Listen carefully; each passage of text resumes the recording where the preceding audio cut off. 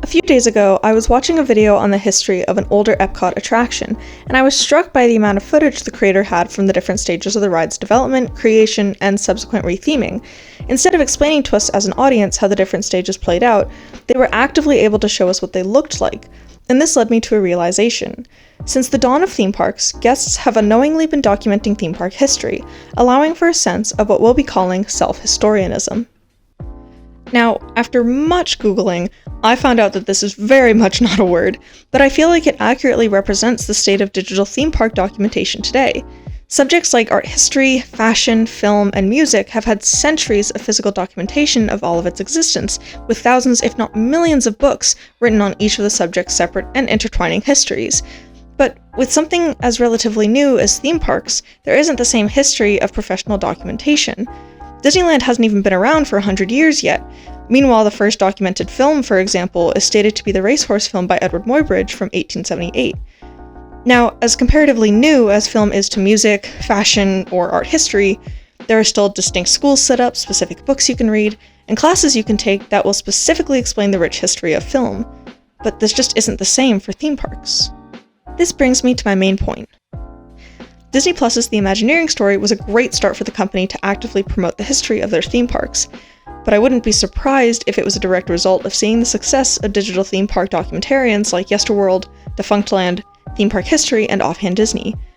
Even the show behind the attraction was edited in such a way that mimicked that of home editing, with sound effects and weird visual gags that were, to be completely honest, just distracting and annoying, but felt like a more obvious connection to at-home digital content creators' work.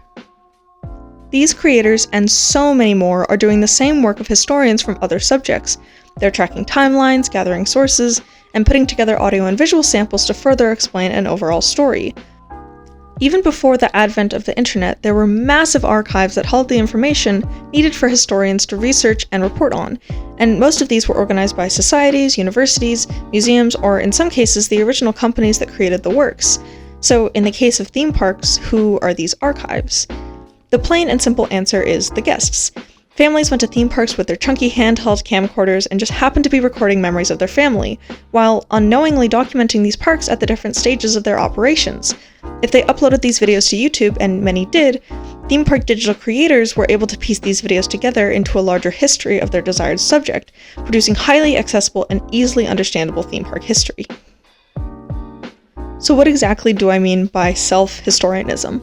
Well, breaking it down, obviously, historians are those, professional or not, who actively put together information to provide the larger public with a cohesive timeline and understanding of a subject at a given place, time, or era. But because most of the material used by these digital creators are from park guests, those behind the camera are actively writing their experiences into the history of the documented subject, creating a level of self-historianism. It's like when you were writing a paper in high school and were required to use primary sources, because they give us an insight into what life was actually like at a given time. And these home videos do the exact same.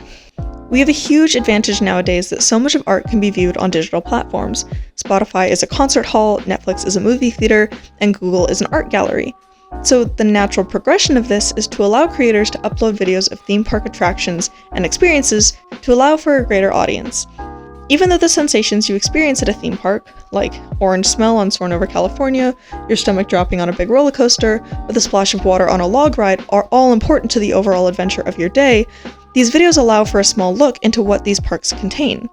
Because there are so many digital theme park creators on YouTube and other platforms who are actively working to document this history, it makes for a wide range of subjects covered. Whether it's the history of animatronics from FastPass Facts, the deeply intertwined stories of the parks from Offhand Disney, or the overall company-to-park histories from Yesterworld and Defunctland, we as content consumers are able to learn about so many varying aspects of theme park history, and all because of those who decided to document it. I think it's beautiful to see so many people from different places and time coming together to educate a larger audience on a subject that lacks professional educational resources, but obviously has an audience that's hungry to know more. Thank you so much for watching my video. This is only my second video on my channel, and I'm so excited to share many more videos with you all. If you want, you can follow my Instagram at RoxyLandMedia, and like and subscribe if you enjoyed watching. See you all next time.